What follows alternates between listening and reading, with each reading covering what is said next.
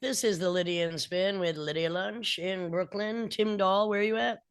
I'm back in Helsinki again. I was in Poland for 5 days, and I was in Łódź quite a bit, and that loads as you it looks like it's spelled loads. You've been there, Right. but it's that L. Love it. Yeah. That city's incredible. Actually, Yeah, it's they wonderful. really rebuilt this. In the 19th century, it was the second fastest growing city after Chicago, Hmm. and then of course World War II came in and did their business. The Germans Exactly. came in, and then the Russians came in. But there's still a lot of the old industrial infrastructure, which Yeah, is it's gorgeous. incredible, and they've won awards. They've just fixed it up, they renovated it, and it's kind of an amazing Well, city. with episode 252, as we are here, Mother Nature seems to be waging a war of her own. If you consider, wanted to guess how many tornadoes happened in the month of April 2024 in the United States? Oh Take a guess. boy, in the month of April, how many tornadoes? That's a You're good at quizzes. Come on, all just right. Hold on, 80? I don't know. 300. Okay, way off. The average is usually 182. Okay, so It's I'm the way off. I don't know what second I'm talking about. most ever tornadoes, 18 days in a row. Long track intense tornadoes crossing all over Nebraska, Iowa, everywhere. Oklahoma, of course. But there was even a tornado on an Alaskan mountaintop near Anchorage, which is Whoa. bizarre. Okay. And Yeah. the Weather Service issued, 625 tornado warnings, but there was also, hail the size of golf balls, and we're not even into the hurricane season. Well, let me ask you, just as a weather-tainment thrill, what excites you more, a hurricane or a tornado touchdown? A dust devil, because they're my size, and I feel I could wrap my arms around one and just fly off into the stratosphere. Okay. I All right. love wind. I love wind. I love wind, and I have been in minor hurricanes in New Orleans, but I mean, obviously, people well, there was Barnesdale, Oklahoma. It had a hurricane go through, and then another hurricane go through, and 5 weeks later, just devastated a town of Well, 1,000. I mean, the appliance salesman Mike Fisher, you met once or twice. He was getting drunk, in some kind of Gulf of Mexico hick fucking warehouse bar. They had like a hurricane party, and they're all at the bar, and the whole roof just lifted off, and suddenly they're just exposed to the elements. oh my gosh. Well, again, another day, another story about Florida we can't resist. But Yes. and I don't know if this has anything to do about the weather, and I'm not sure that the hurricane season is going to help. But Florida issues warning about fecal water pollution Yeah. at Well. two Yes. more popular beaches. They've already had seven beaches that they said were just too much, you know, E. coli Well, bacteria, which causes viral deregulation, infections. privatization of everything leads to things like shit beaches.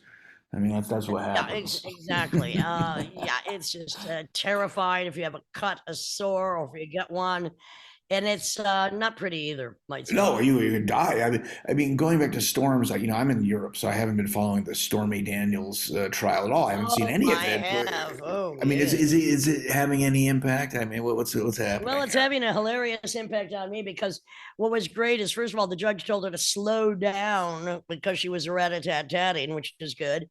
She was laying, and then said, okay, hold back some of the. He actually had to rope her in, which was great. Well, cunt clown sat there swearing under his breath. But she's laying it all on the table, which is great. I think it's good times, good times. Well, But just to finish the Florida thing, which also, please, goes please, back to please. the orange ass clown. Florida has 7 out of the 10 of America's most deadliest beaches.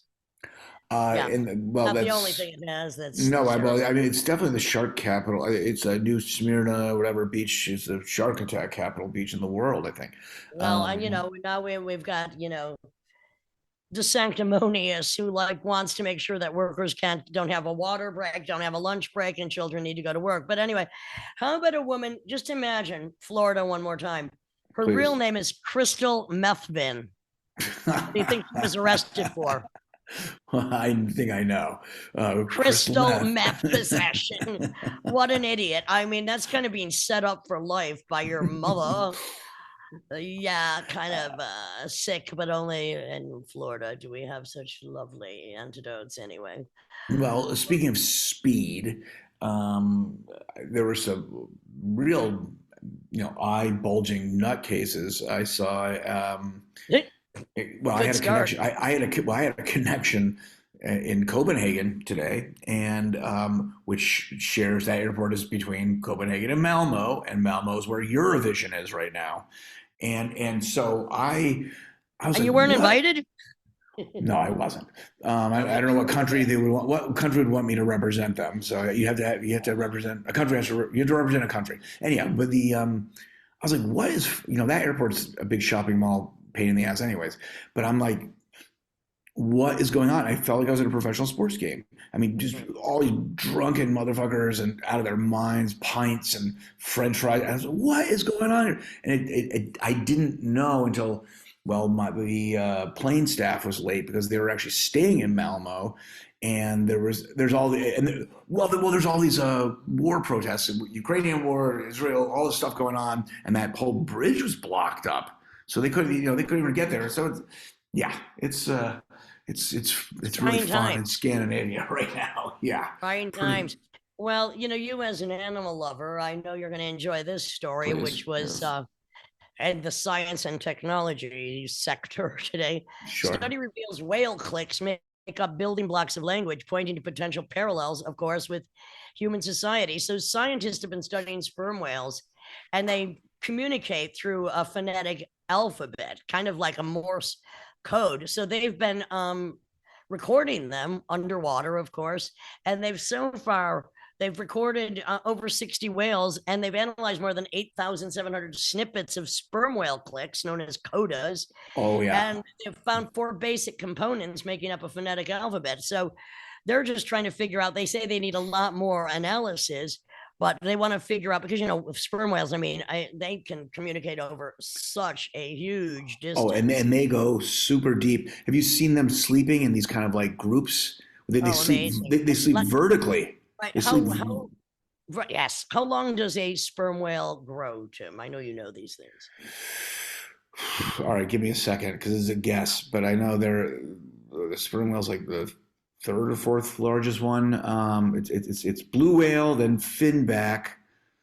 It's sperm whale after that. I would Come on. all right, give me a second. Uh, 54 feet. Only 6 feet off. You're so good at this game. 60 feet. Oh no! Brain I was gonna six say times. 60. I was gonna say 60. I never should second guess. Anyway, their brains are 6 times the size of the average brain. They live in matriarchal groups of about 10. They sometimes meet up with hundreds or thousands of other whales. And really kind of a Well, special. they're supposed to be. I mean, you have to be careful if you're scuba diving. The I sound they would can say project. so.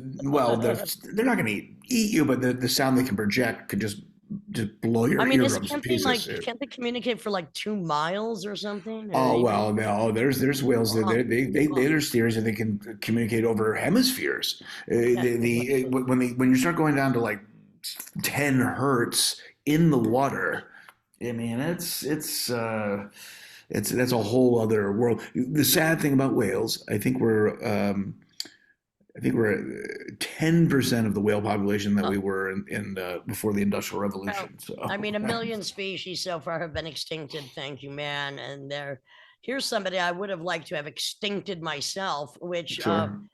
this is mystery as Kansas cops charged 21-year-old steakhouse employee with intentionally contaminating food with bodily fluids, Oh, of that's a course. thing. Chase Christian Hansen taken into custody, arrested and charged with, I don't know only why, one felony count after the detective spoke with the management at the steakhouse, the Hereford House, about their suspicions. Now, they don't want to say, well, for about a month, they think he was content. So just imagine, would you like a little special sauce with that? And they have a really great picture of really rare steak. Oh my Look, God. I only eat steak that's been cooked on your grill, There, Timothy. there's a mental illness when people want to contaminate other people's food Oh, with licking their. ice cream Well, and well, well. Tyler. I think I brought this up on the podcast before, but one that just sticks in my mind.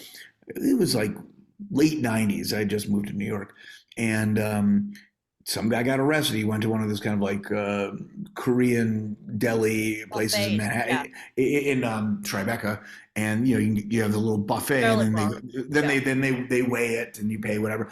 And this guy was a homeless guy. He had a little plastic bag of his feces and urine, and he was just kind of siphoning it into the different dishes, and then he got caught. And the thing is that kind of obsession, it's like you have a long distance, enjoyment because you don't really see the people getting vomiting and shitting. It's like a I long know. distance. It's just a Oh God. behind the scenes. Anyway, So I if you ever wanted to go skydiving, I do every day. I mean, I well, want to. avoid the Lodi, California skydiving school, which have Okay. had 28 deaths since 1985. I don't know why this thing's still Oh in business. Lord, dying in Uh, Lodi again. yes, well, they just the reason it's in the I mean, news because why is that not shut down? well, that's the thing. No one was really. I don't know. It just wasn't. People weren't paying attention. I don't know, but it was finally They were because too dead to complain. well, this guy Tyler Turner, a couple years ago, it was his graduation gift from his mom was to go skydiving, and they did his first skydive is tandem. It's always with an instructor. Well, I guess this instructor wasn't licensed, and the parachute didn't open properly, and he didn't know what to do, and they plummeted to their death. And so it's in the news because they were just there was a $40 million settlement. Well, you know what? It's right. Okay, whatever. Yeah. Anyway, well, Tim, Uh, we'll be joining forces soon. I'm looking very much forward to that. yes, and I guess rest in peace, Steve Albini, Yeah. and congratulations, one of my friends and peers and musician extraordinaire, Tyshawn Sori won the Pulitzer Prize today in What? composition. What? Yeah, Wow. All and right. he Wow. deserves it. He deserves it. He deserves How it. He's the bizarre and real how deal. wonderful. Yeah, Well, exactly. it's like always and forevermore until we can't stand it anymore, until we start milking your fucking pockets. It would be nice. A donation. We'll talk about that later. The Lydia and Spin with Lydia Lunch and Tim Dahl.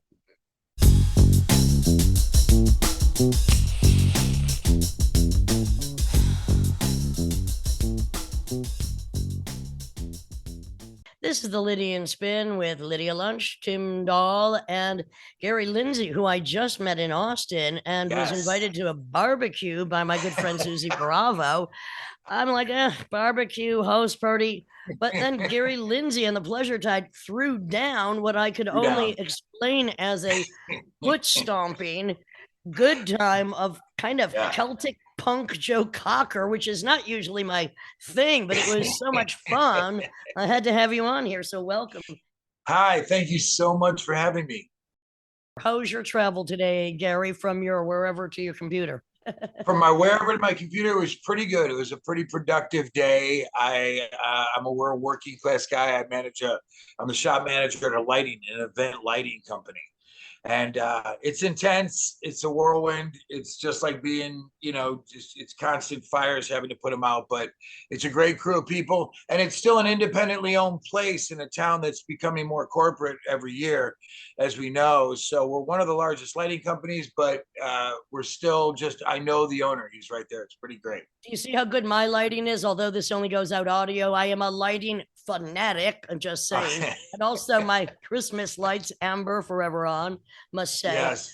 In light, amazing. I was just indulging in decatora culture. You know what that is? You tell. How about decollage culture? Decatora culture. It was the zeitgeist of the '70s, the whole trucker culture, but that's the Japanese version.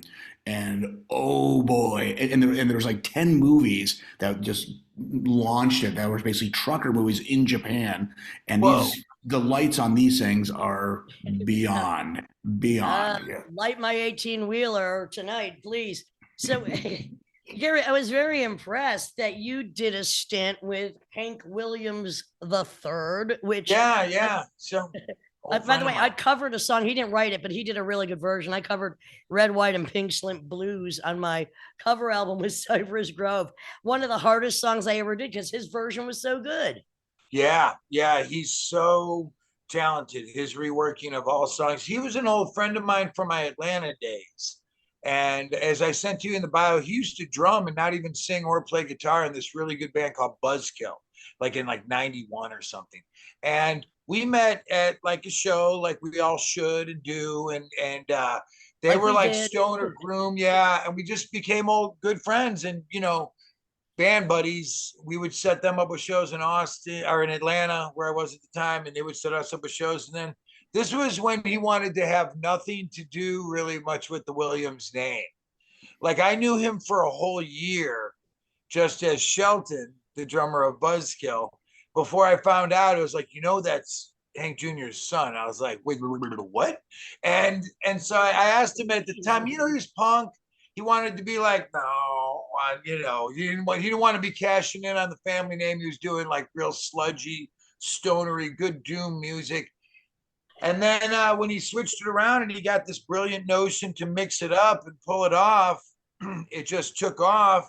And we stayed friends. And he needed someone to come out and kind of rabble rouse. Let's be honest, just confront the audience during the ass jack portion of the show, which is pretty much Oh, wait, straight the thrash ass metal. jack. Let's stop there for a minute. One of my, Yeah, yeah, I read that. And I'm like, that is such a good name for a band. Ass Jack. Do tell. ass jackwards. Yeah, yeah, it was great. I don't know if you ever got to see a show, but it would be an hour and a half of straight country with acoustic and a violin, and lap steel, and it'd be real good, real fast, but also real pretty. Then he'd do a hellbilly set for 20 minutes, and that was just the same set with electric guitar. Then he would be like, "Thank y'all for coming out. For all the country folk, things are about to get a little intense up here." And then he would just come back and just straight like Melvin's heavy, and it could get insane. And I went through a bleeder stage during that. I went through a little bit of like a Gigi thing where I started beating my head with microphones and getting Oh, wait all a second. bloody. Okay, hang on. I went through a bleeder thing. I Kind went of through a G. bleeder phase. You know what? I'm gonna get like the judge in the Stormy Daniels testimony. Go, slow that down a minute. I got into a bleeders thing, a Bleeders GGL, and thing. banging your head with the microphone. Yeah. Oh yeah. So many scars, Oh, bloody bloody, like real boys. bloody. And then I started breaking bottles and then stabbing myself. It almost turned into like a wrestling thing. Even got to the point. I don't know. I can't explain it. You get carried away when you start seeing the faces and I wanted everything. to And then carry you away at that barbecue party. I'm like, oh my God, I got to throw this guy into an 18 wheeler. They must love him there. yeah, You brought out exactly. the you brought out the truck driver in me at that stomp down, I have to say. The stomping. We're all about the stomping. That's my band now. Gary Lindsey and the Pleasure Tide. Yes, yes. So wait, so just talk about that for a minute. So that had violin, Yeah. banjo, Uh-huh. female drummer was amazing. Did it have a Maria. stand-up bass? Upright bass. And we usually have another accordion player and a mandolin player who just couldn't make it that night. I have to say there was some beautiful raunchy music. Yeah. Now let's go back to the Hank Williams punk grunge country because Sure. I'm really into the first thing I heard in that vein, not derivative, but was Everlast from House of Pain. His Right. solo records, White Trash Yeah. Beautiful, which was kind of acoustic punk country. Now Right. my Right. absolute mandate to hear every day is Upchurch, which nobody in the real world knows about, but I'm obsessed. We'll get to that later. So That's I good. mean, I Good. think that's a really good combo. I love the Anytime, whole Tim, just jump in. once. Yeah, I call it power folk for a little bit. I mean, like we had been dabbling even as early in the 90s by just being, lack of a better word, bohemians. We liked anything underground. So even though, I mean, I was listening to the Pogues, and the Pogues were a huge influence on my life. But then I was also into like mad stoner doom, like I hate God, like the sludgiest, unsane, stuff but then I also had this all just like complete nonsense thing, like suicide or just, like youngsters and know about, once, So You're when all over when the place. yeah, so when Shelton really started to meld them all together and brought it to country and was able to sort of shine the light that was the tapestry between them all, I was really glad to see it gel and to actually get a crowd. Well, his dad, Hank Jr., when he did the Monday Night Football, "Are You Ready for Some Football" song, there was a Bengals game, and he had Bootsy Collins and Bernie Worrell. So I Oh mean, boy. maybe it's in Oh the, wow. maybe it's in the family to kind of mix it up a little bit.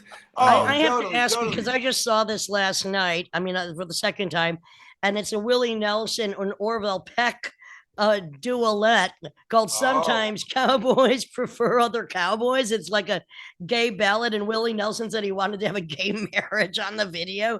And I have to say, Oh, Willie Nelson could do anything he wants. He's like Willie 91, can. but it's a Yes, he pretty is very cool. pretty brave. But the weird thing is, it's a Ned Sublet song from the '90s. Oh, To be didn't even checked know that out. myself. Well, That's here's awesome. here's a fun fact about Hank Sr., the man himself. You would think this is pretty banal, but you would think, oh, okay, where did this come from? The idea of bass, guitar, drums, and a voice, just that Yeah. simple setup. He did that first. In Yeah. terms of, that was sung stripped down, basically the classic, Absolutely.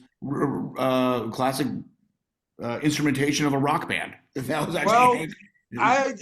yeah, I've always thought I made that connection for a long time that country music, when you're talking about, like the singing brakeman and, you're going back to the Carter family, is the absolute essence of punk rock. Because when they were putting out their music, Kate Smith was in the top 40, who had like God Bless America, like opera singers.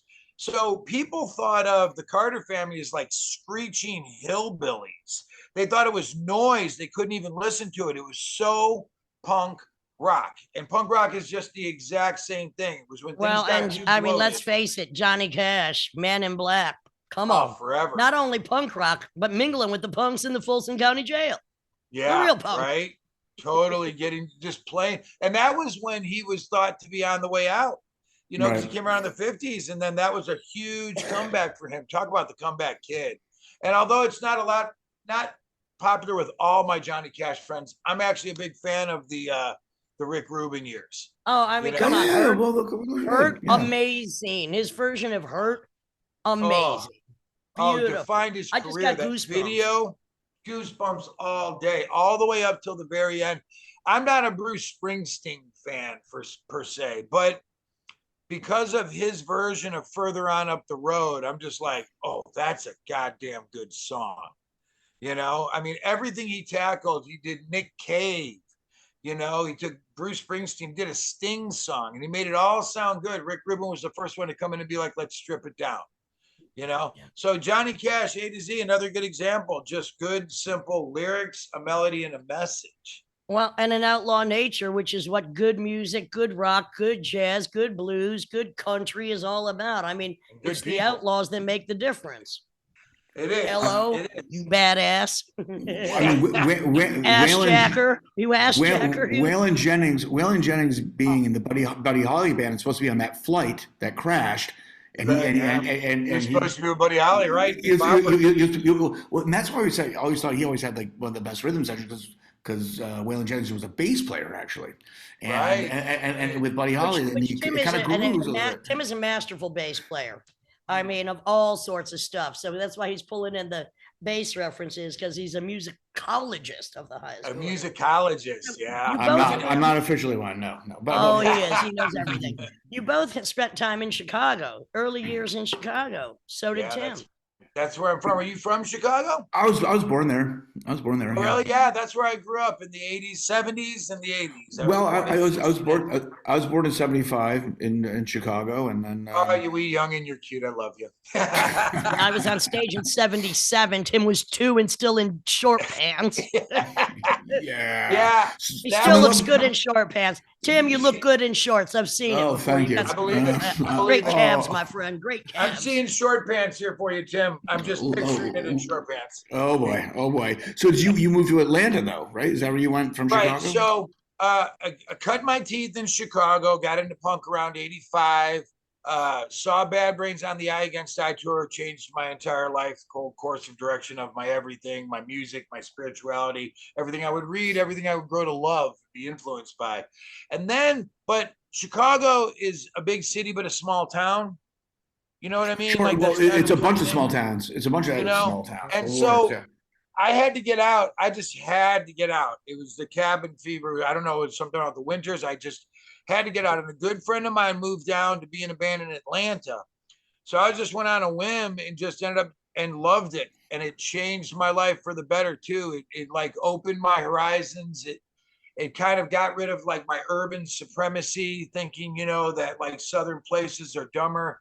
I mean, I just haven't been in the South. I mean, my heart pines to go back. And Winston-Salem really calls to me because I've never seen so many weirdos or butchmen in skirts in my life. I loved it. I just want to give a shout out to Steve Albini, who just passed. But I have to say, this is the deficit of straight edge. Guy didn't drink. He didn't do drugs. He probably slept well. He was a great poker player, and he dies at 61. 61, jeez. A heart attack. Why am I riding a bike? Why am I riding my bike every day? What is wrong with me? Still, well, listen, he accomplished a lot and he had a good life. So, you know.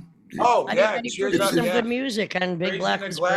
And awesome. Steve Albini. So I was like, when I was young and still in Chicago in the punk scene, I was like the typical teenager. Like you kind of, when you start getting into it, you get these blinders on, right? I'm so punk. You want to prove that you're punk, you know? And so like when I was a teenager and I could have seen him for like $5 at the Metroplex, I didn't go because I had this prejudice against drum machines in my young, narrow-minded ways. Ah, okay. Yeah. Then in my 20s, when I was in Atlanta, when I discovered how dumb that was, and then I found that Big Black was one of the most amazing like forms of distortion, like perfect clarity in distortion, which doesn't brutal. Yeah. You know, I just became obsessed, and the doors opened, the gates opened, and I just got everything I could that was Big Black. You know, his callous nature and demeanor, I feel like, is very Chicago in a way. He's just kind of like, you know, like. Okay, one thing he said about the Pixies, he said it was like 4 cows leading them to like, I don't know, popularity or something.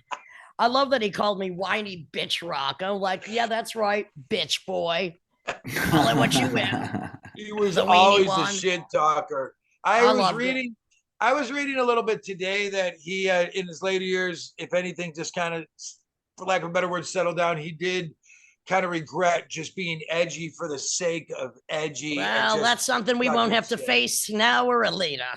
Hit the edge hard and we're live. Yeah, live and rolling with it. I keep my edge rolling, but I keep it rolling more with smiles and jokes. I'm dancing on a different cliff at 54. You know, I'm still considering myself. What did you like? I saw an interview with you, Lydia, where you called yourself a confrontationalist, I believe. Yeah, confrontationalist on a good night, but that's true. But what am I confronting? I'm confronting the problems that exist that all we can do is stream about, and they're just the same as they ever were. I mean, the same fucking problems. But in my personal life, as you've experienced, and Tim knows very well, I'm a chuckle fucker. Chuckle fucker. That's why I was just on tour with a fucking comedian, JT Habersat. That was chuckle fucking he's a good friend of yours. Yes, I love JT Habersat. Is just like such a wonderful spirit and soul in this town.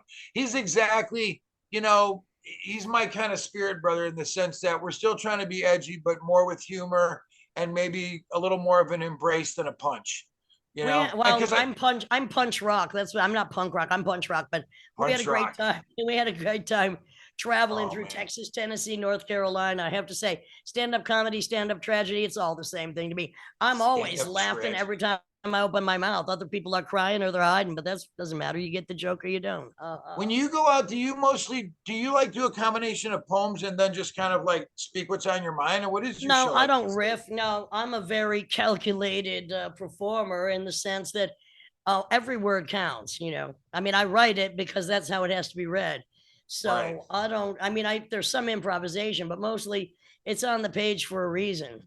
Yeah. You must still have a pretty decent memory to be able to like remember all that. Because I don't remember it. That's what they make. That's why they make printers. I don't even remember my lyrics.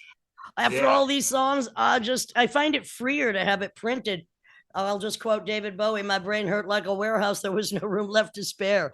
Classical musicians use their music stands. I don't find it a hindrance. I find it more freeing actually because if I wrote it, it needs to be said. Yeah. Memory works also in different ways because Lydia does in fact have a great memory.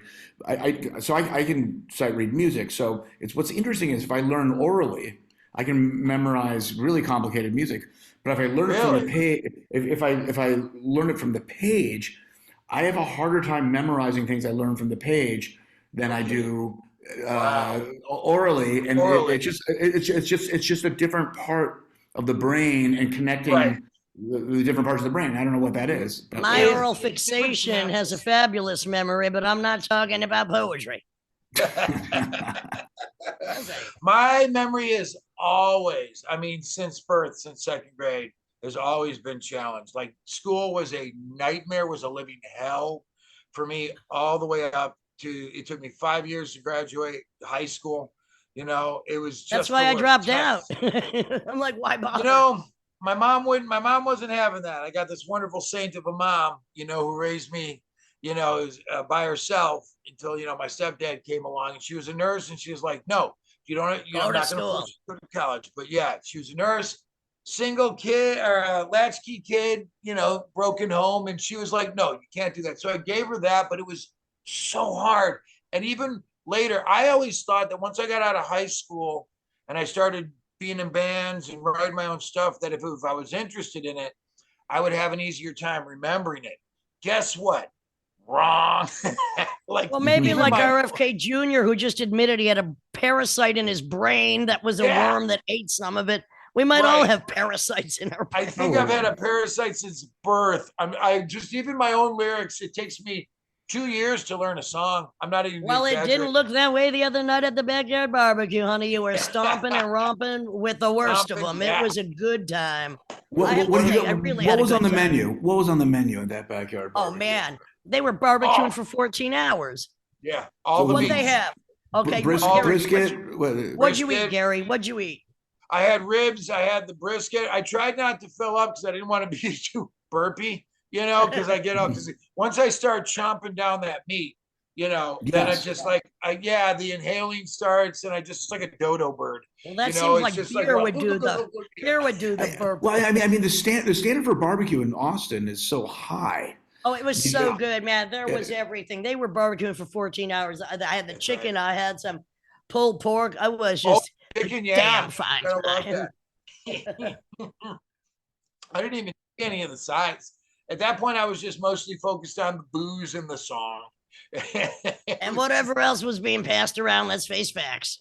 Yeah, that was that was so great that you came to that. See, I wanted to go see the Black Angels, who I'm going to have on this show eventually, because JT turned me on to them. They're great, but I couldn't stand the thought of going to a big festival and standing up for hours. So what I do, I came into the rehearsal space, had a front row seat because there was only one seat, and that was for me and Susie Bravo.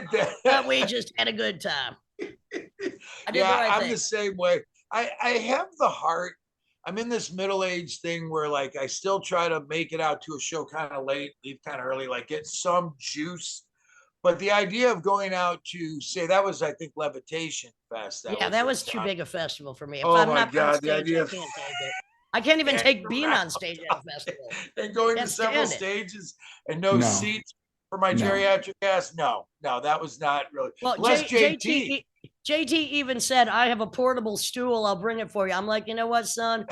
I'm going with Susie. I live for those. You used to kind of every now and then you would get annoying when you get asked to play benefits and barbecues all the time because you're like, oh, it's killing the draw every time we want to be in a real club. But now I live for both.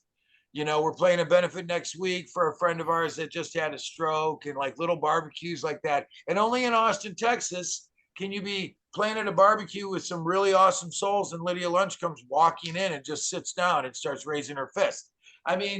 How great is that? Spreading my legs and raising my fist. That's what I do in Texas. Hell to the That's right. That's right. Fist raise, and it's up. I go in there. I didn't know you had any idea who. I never assume anything anyway.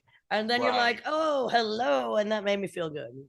Well, I told you about, of course, I came up and did a little fanboy thing. I told you I saw you and Exene at the point in the 90s when I was working. That was a Amazing. wonderful, wonderful night. There was a heckler that you just basically kind of coiled up and threw out the door with your verbiage. And Professional. it was I'll perfect. just fill you in because Exene and I, this has never happened to me before or since. Through James Faherty, a promoter we know in Florida, somehow managed pre-internet to book 30 shows, spoken Ooh, word, me and Exene, all over the nice. country. Don't even ask how. And that was Wow. released as Rude Hieroglyphics. And we both on stage at the same time, tag teaming. And that was, Oh, I it was mean, I great. couldn't do that now. I couldn't do 30. I mean, I'm on tour a lot, but I can't get 30 shows in one country I without know. the, I Right. mean, that was just such a miracle that we did that. And that was a lot of fun for sure. Oh man, it was so great. Amazing you There's saw video that. out there of it and memories for it, and it was just the perfect little, like, it was in the 90s, right? And so a lot of people, it felt like we're kind of tapering off, and then to come out and do pure spoken word, and it was sold out. It was great. The 90s was a great time. That's when I was, like after high school in the 80s, because it was so hard for me, I was a complete Philistine, for like 5 years. Like reading was just like it just had a stigma to it, and even like the good stuff, like some Kerouac or Ginsberg, that was still words that I had heard in school. So that was a bad thing. But then, I don't know. Yeah, it was. But then in the 90s, like once I started reading those things and Howl and, And when, how it really related to you. oh my gosh, it was just like this. That was when I attached. So I'd already attached country and punk, but that was when I attached bebop, jazz, and punk. And I realized that Thelonious Monk was like a god walking among us, because bebop jazz came after swing, and swing was big and bloated, just like rock in the 70s. And then bebop was like taking the 23 member bands and be like, we're going to do just a 5-piece band at the end of the night. When everyone gets off work, we're just going to do 5. We're going to play jazz. Well, it wasn't just that. I mean, the complexity went through the roof, and the audiences, of course, shrunk and shrunk and shrunk. But this is The some smarter of the you most are, important American music there is. the As smarter you actually, are, the less people there might be attending. Let's face it was that. just Yeah. last week was the anniversary of Charlie Parker's first album. No way. He was 19 and he was dead at 35. Dead at 35. But they ended up inventing a whole genre. Bebop Totally. was, yeah, Bebop, Diz, and Charlie, and Miles Davis, after Bertha Cool, they stripped down all jazz. Jazz made up during the war, during World War II. Jazz made up 73% of all sales in America. Sure. Even rock and roll, when it was at its biggest, never did that. Never 70% of all music. But then it got so big, all bands were 25 members and stuff. And it was just like in the 70s when Emerson, Lake and Palmer were doing these big shows, and it was just getting too complex. Punk came in and stripped it down. Bebop did the same thing and said, we're just going to play with a 5-piece band. Yeah, yes and no. I mean, amplification changed a lot of things, and Right. so you didn't need a full big band to fill up a dance hall. Of course, bebop wasn't dance music. It was something else. But Well, it was that's definitely funny that you say that, Tim, because that's the kind of shit I do like to move my booty to. Yeah. I'm moving it now, just thinking about it. Just thinking about it. Yeah. Yeah. Things I'm got ass weird. jacking myself. You got to keep it moving all around. And, it's weird. And then jazz just shrank so much when rock came in. And then it was just like dwindled like nothing else, And it's like, I I also feel think like it's we're the still stupidity of the public. Like they just want, pretty much, especially now when they have like a 2-second attention span. Next, and it all sounds the same. Not jazz, but music. It's funny that you bring this up because punk kind of being this kind of reaction to arena rock and prog rock and all this stuff. Right. And so then pop punk in the 90s was the worst of all worlds. You have the slick production of giant corporations, and then so you take away the best elements of punk rock, and then you don't even have the good elements of prog rock. There's no virtuos, there's no guitar solos Or anymore. pop or punk. Well, okay, I'm just going to stand up. And even though I don't like their music, I have to say I still would like Dexter Holland on this show of The Offspring, who invented hot sauce, drives a plane, is a virologist. I still say shout out to that man. Super smart. Dexter. Too bad the music was what it is, but he was smart enough to make the music dumb, which was why they're popular. That's true. Well, I was really What's my lucky problem, Tim Dahl? when the 90s came and punk became mainstream again. The contrarian in me made me double down. And that was when I decided that counterculture in general was my life. Like mainstream did not mean anything to me anymore. And that's when I learned about like the Dada movement, you know, and like you learn about, like I started learning about the history of like the Algonquin Round Table and like all these different movements that were similar in the past. So when punk did go and get really, and everyone thought that they could do it, it was kind of annoying for a second, but the things that it made me learn and dive into still benefit me to this day. Well, and you Yeah. say Dada, which I always say no wave. The closest thing was to Dada Absolutely. or surrealism. I mean, and I Oh, still yeah. consider myself no wave, and I still consider myself Ah. Dada to the max. When did you move to Austin, by the way? I moved to Austin in 2006. From Atlanta?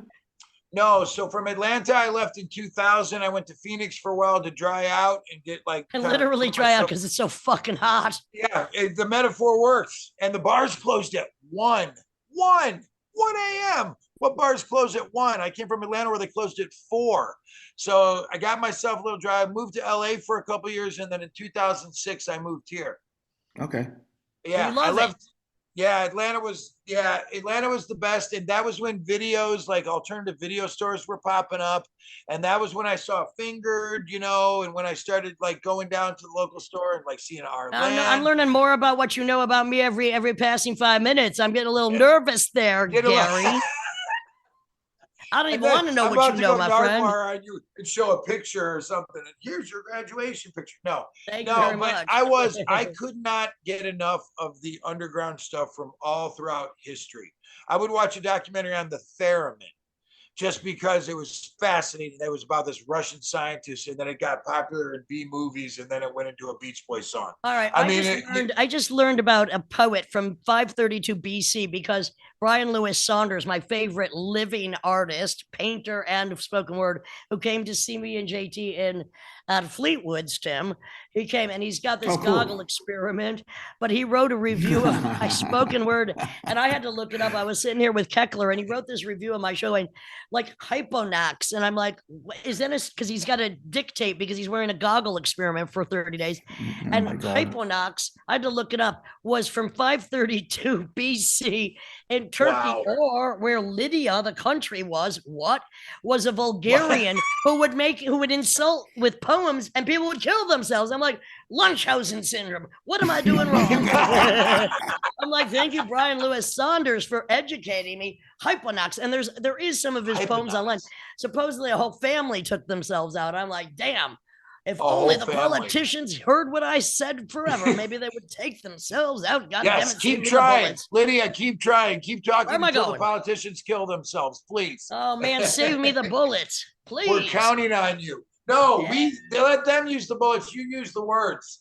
I'm getting ready. My silver tongue would slit their throats. I'm getting ready to take one for the frickin' team if this goes on any longer. I'm just saying. I'm saying when I do use a gun, it's got a short missile range, but I mean, I'm willing to step it up. Anyway, that's about me. That sums up my age right now. Short missile range. That kind of sums up. Well, better than early onset. Early onset. That's the next thing that's coming. We have old onset memory loss. Right, mid onset. Oh, I'm lost in my onset. I don't know which onset. Hey, look, when you can't remember making out with Debbie Mazar in a toilet while her boyfriend's outside waiting. I mean, you don't have that memory, which I don't. I'm like, Jesus, what else don't I remember? I'm just saying. Oh God, I sometimes want to know, and sometimes I don't. Yeah, well, that's fair. Well, let's go back to cooking. Did you, as a latchkey kid, did you have to make your own meals? And how long have you been cooking for? I did, but it was the worst. I lived on Chef Boyardee, Oscar Mayer bologna sandwiches every night. Chef Boyardee ravioli, dump it in, heat it up. I watched the Brady Bunch, the reruns from 5:30 to 5 to 5:30. What was your afternoon snack? What was your snack after school? Oh, my snack after school was that there wasn't any. Oh, I would go and steal Twinkies from Sam's liquor store. Yeah, that was the first place I ever got caught stealing. Was it was the craziest thing. This kid, this bad influence, little Eddie, Little Eddie Blowmart. Wait, he little totally Eddie is like Blowhard? Little Eddie Blowmart, Okay. like Walmart, but Blowmart. Yeah, Nice. No wonder he was so angry. I'm changing my name. What neighborhood was this in? Was it in Chicago in the city, or was it outside? Berwyn on the west side. Okay. Berwyn by Cicero.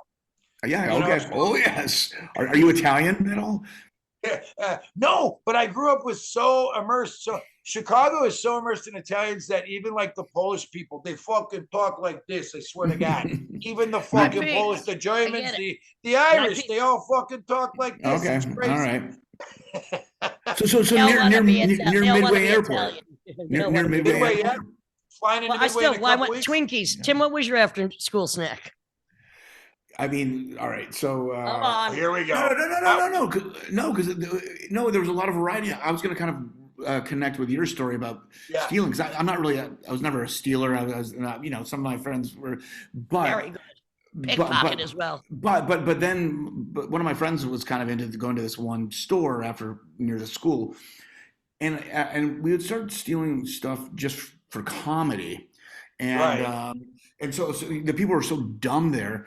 And so what we'd do is we'd go over to there'd be like a little popcorn machine, and you'd fill the whole tub with candy bars and make like a 1-inch roof of popcorn on it. Oh, that's brilliant. So you'd buy it, but then you'd have you have a million. This is really stupid, but so You have your own Halloween trick or treat. We'd have this. We were too old for this too. I think we were 16. We had this. We had this car full of just junk food. You couldn't eat it all, and just like a bunch of shithead teenagers. There's one back road. We had this habit of like, well, we're not going to finish this, and we'd dump it all out the window. And but then the winter came and covered it all. And then when the winter ended, the snow melted, and there's literally a mountain of uneaten candy bars and all this junk. And one day, Tim is a great cook, and also he's pretty healthy. I don't ever see him. The only junk we usually eat on tour, where there is a certain tour food, come on, it's usually a cheese stick and maybe, and I hate to say it, forget Macho Man's commercials, a Slim Jim or some beef jerky. I mean, I would never eat that at home. No. I like cheese doodles, the original puffy ones. And Well, do you know the they don't make bar those trick? anymore. You know the bar trick with the crunchy ones, the never-ending match. If you like the crunchy ones at the top, they never really burn down, and it's like a candle forever. That's why I got a fire in my belly, I guess. But I didn't like the crunchy ones. They don't make the cheese doodles I used to like. I have to say, I was very disappointed I didn't have time to stop at Buc-ee's on this trip. We passed a few. Yeah. I know we passed a few, and I was like, "Oh man, we just didn't have. It takes an hour." Going back to orange colored junk food, whether it's a orange beverage or cheese. And so in Europe, they definitely scale it down. It's kind of like the 70s one. It's kind of yellowish. Now in America, those things are like glow in the dark orange, all that stuff. It's like what's going on here, But like packing too. I can't decide if they're just like little peanuts or something that they painted orange, but I'm still So how do you go from Chef Boyardee? Were you the pit master the other day? Because maybe I misunderstood. Were you? No, I was not the pit master. No, the pit master was John Petrie. Snoop Dogg junk food. I mean, come on, give me a freaking break. Snoop Dogg junk food? It's wrap snacks. Yeah, barbecue cheddar chips. I mean, that was in North Carolina. I will eat wrap snacks just for the charm of it. Yeah, absolutely. I've had snacks. I've had wrap snacks in Philadelphia, Pittsburgh. I've had those. I'm not a good cook. My bad Chef Boyardee things ended up like my main course these days is scrambled eggs and ramen noodles. I'm still not a good cook. But you look healthy. You've got a lot of energy. So I'm a bad cook. You work out? I do. I exercise a lot. I do. I ride my bike a lot, and I don't drink as much. I drink hardly at all. And I'm trying to buff. You're buffish. That. For 54, I'm somewhat a little bit, but making me want a cheese doodle. Stop it. My back hurts. My knees hurt. It's gonna slow down soon. I got to go into Was that manual labor or a little bit? That does help. sports or what? No. I'm saying like what fucked up your back and knees? Well, my back, great story. I fucked up when I was drunk and I fell off a billboard onto a roof at a bachelor party I was at. Yeah. Dumb boys. I was at a bachelor party and it was at this place downtown Atlanta it was a warehouse that my friend lived in. The roof, it was right downtown, so it felt like Chicago. And I love heights. So I would always climb up there, even though I wasn't supposed to, and everyone told me not to. And so I climbed up, and on top of the roof, there was a billboard. So I got up there and it was raining. I was getting down. I slipped and I broke my T12 and my tailbone. And since I was that's painful. And since I didn't that'll teach you to drink too much in the rain. Right. It was Bushmills Manhattans that did it. I was having Manhattans that were straight Bushmills. That fucking hurt. Since I was up there by myself, I had to drag myself over to the fire escape that I climbed up, which only went to about 10 feet above the ground. I scaled down it, and then I had no choice but to drop from the 10 feet spot, and they found me on the sidewalk. At 27. Yeah. I didn't make a lot of wise choices in my How long did that take to recover from? Well, I guess I only had to spend one night in the hospital, but it was about 6 months on painkillers. Yeah. And not allowed to move. I wish I had these pictures. You get a little gross. My anus swelled shut for a week. Wait a minute. Hang on, ass jack. I mean, had to jack your own ass open. What do you mean it swelled shut? Oh, because it was so bruised buttocks. So when I got a hematoma on my right cheek, which is where I sustained the part of my tailbone that I broke, and it swelled out. And the black and blue went from my waist all the way down to the back of my knee, and it went down over my anus. My anus swelled shut, and the black and blueness went down over my testicles, and it looked like I teabagged an inkwell. My balls had this perfect line of black at the bottom. Okay, this is such a great follow-up. This is such a horrific follow-up because the guest we had on last week, a car he jacked into him when he's on the way to the airport and broke him almost in two. So this is really a follow-up of just insane. That's not out yet, but yes, that happened. So I mean, not to get too gross here, but how did you do a bowel movement? How'd you do that? Well, you just had to, what do you call it? Stick the things up there. Oh, you had to have an anal douche. An enema. Not the antidote, suppositories. That's it. Yeah. Suppositories. Yeah, you had to slide those babies up there and just get them out like little rocks at the time. And I was really worried that nothing else was going to work down there too. It was a nerve-wracking time for about 6 months. Well, I mean, when you teabag an inkwell, God only knows what's. I may never talk about cracking a dick again. Now I'm just going to talk about swelling an anus shut and swelling some balls closed. Well, you're lucky you're not. You're lucky you're not paralyzed. Yeah. And that's what the nurse told me, that like no less than 4 times. Well, and you're a freaking stomper on stage. I mean, if your knees hurt, you stomp it like you're mashing grapes up there, honey. I like to dance. Yeah, I've got hot feet. I was a break dancer. I was watching my toes while you were dancing around. I'm like, oh, I got pointy shoes on. I don't want those stepped on. No. That's right. Yeah. Yeah. The Pleasure Tide is like my religious outlet. We had a residency for 8 years at this place, the Lost Well, and we turned it into a little bit of a cult. It was a religion for non-believers. We called it the Church of Divine Spirits, and we made spirits was like alcohol. It was like we were worshiping alcohol. Spirit and then we were bottle. worshiping humor. And I'm a big fan of neutral spirituality. I'm tired of like folklore getting in the way of all of us looking at the sun and realizing that we're going on the same rock and we have the same ohm vibration, resounding through all of us. And so we tried to get a real thing where people came out and it was just like no spirituality, there's no worship, just friendship, and that's have kind a of good time, man. It cures a lot of ills.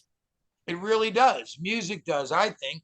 I mean, even when you start to go and all our brain starts to go, we're going to be remembering songs, and it all comes down to rhythm, because one of the sermons I used to give is that you're all a song. You are a living, breathing song. You have a drummer in your chest that is your heart. You have a rhythm section in your chest. You have an energy that is your I've had a melody. few drummers in my ass, and that wasn't a bad thing Whoa, either. how did that work? Oh, wonderful. That's the real ass jackers. That's right. Ask I don't know Jack. why you bring out the Vulgarian in me, but it must be the hyponax. I don't know. I guess so. Vulgar. Could be the hyponox. Yeah, I bring out vulgarity everywhere I go. Have you checked out the documentary Full Mantis about Milford Graves? Check that out. No. Because he's a legendary free jazz drummer. He passed away, but he actually also won these awards. He got a MacArthur by studying the heart, because he's saying the music's inside of us, and even Right. the top what's a heart scientist called? It's a Cardiologist. no, but Right. or the head of cardiology at Harvard said, Yeah. we get so caught in our scope that it's great to have someone from the outside with a different perspective. And he actually made some discoveries about the heart that the medical community hadn't even known about. He spent his money with the MacArthur grant to get basically hospital equipment to study the heart, because he was always talking about, he's basically like, metric time is, if you have metric time with your heart, that means you're dead.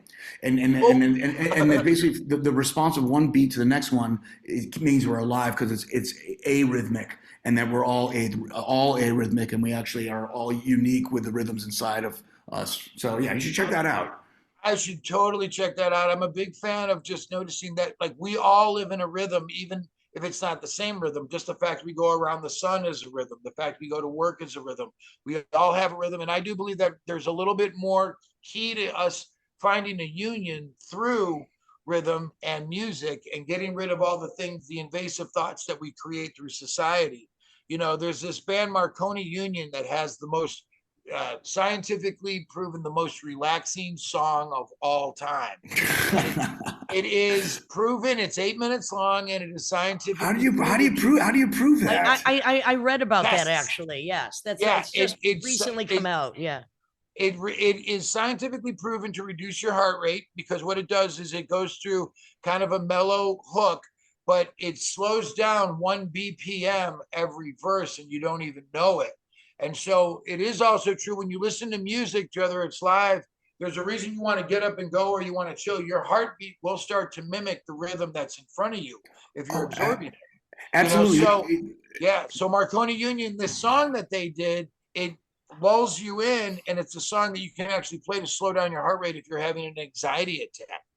Well, That's cool. The opposite of the kind of music I originally made, which was music to give people heart attacks or want to murder somebody else, just absolute agitation.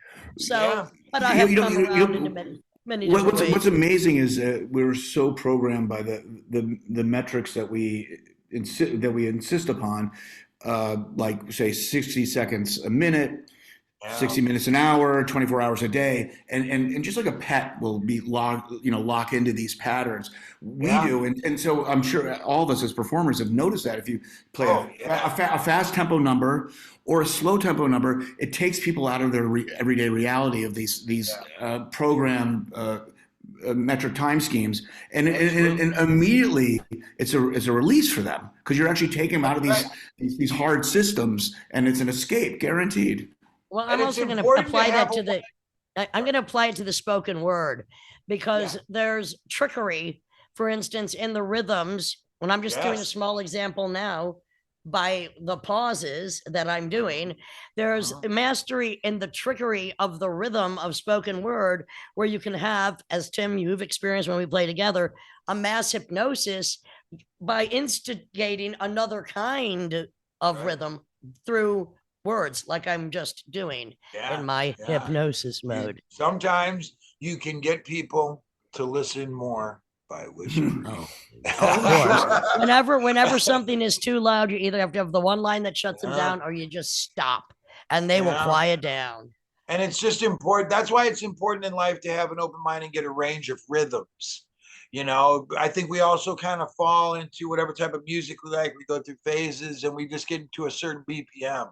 But I still like to tune into like Atari Teenage Riot or something that's like 1,000 BPMs per second or whatever, or something that's absolute noise. But then I also I start most of my Sundays with bossa nova, music, because it's like my favorite easygoing Spanish guitar. I want to hear jazz. I want to hear Chet Baker cool jazz, but I I want also to hear want to hear sketches of Thelonious Monk. Spain on a Sunday. Yeah, Miles Davis, exactly. I want to One hear. of my I favorite want to hear the records. best. Yeah. And then, I also want to put on Cro-Mags or something. I don't know, But Well, isn't it? Go ahead. No, but so you're in Texas, isn't that where Muzak is? Oh my God. No, because Muzak, of course, everyone's like, oh, Muzak, it's an actual corporation, and I think it was. Oh, is it that the moved around, radio but one? the one that was like elevator music kind of stuff, Oh, Muzak. wow. Is that here, really? I think it ended up ultimately in Texas, and it was that's really crazy. it was totally scientifically like researched. They would take pop songs and do this kind of Lawrence Welk version of it, and Yeah. but it was all based on consuming in a store. And Right, so right. so And which would relax people. What are they get? Yeah, they tried that at O'Hare Airport for a while, a bunch of years ago. They tried piping in. Made this big long tunnel with lights that were soothing. I remember that. Remember that? And the whole thing was geared towards easing anyone who had flying anxiety. Well, so Muzak would tailor it to based on where you were in the country. So oh, really? So much science going into the music, right? Science and music. Well, so Pierre Boulez's book, Orientations, one of the best books on music.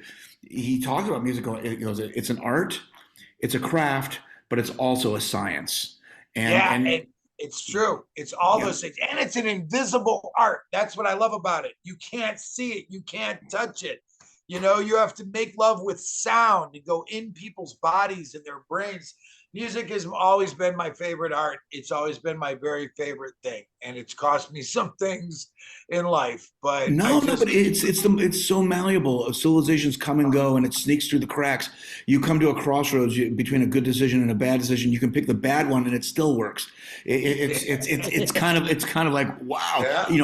All these constructs have all this compromise, and it doesn't have to deal with any of that stuff. It can be the smartest thing on the planet. It can also be the dumbest thing on the planet. I want to say this in wrapping up this edition of the Lydia and Spen with Lydia Lunch, Tim Dahl, and Gary Lindsey is, Tim and I, we make all different kinds of music. You made all different kinds of music, but the music that I saw you make a couple of weeks ago in Austin was just good time, hardcore, a little Celtic. You said the Pogues influence, totally, very punk Joe Cocker, and it was just good freaking time. It's not called Pleasure Time for nothing. And search it out. It's on Bandcamp. There's live concerts up there. There's records to be had. And it's just something, if you feel like just stomping down for a good time, you want to get miserable, you can listen to anything that I've ever done or Tim has ever done. And we continue to do more. So, Gary, thank you so much. Gary, it was a pleasure. It was a pleasure. Thank you so much. This was Liddy. Thank you so much. It's such a dream come true. Tim, you guys are great. I hope we hang out again many times in the future. I hope we come together at shows. Keep doing what we do. Take care, my friend. Yes.